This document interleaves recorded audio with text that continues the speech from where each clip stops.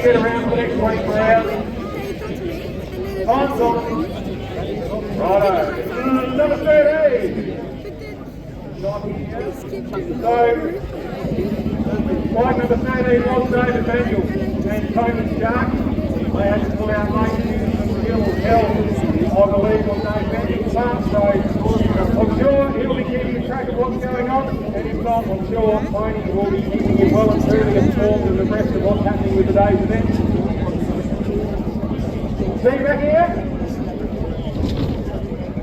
24 hours indeed. Oh, hang on.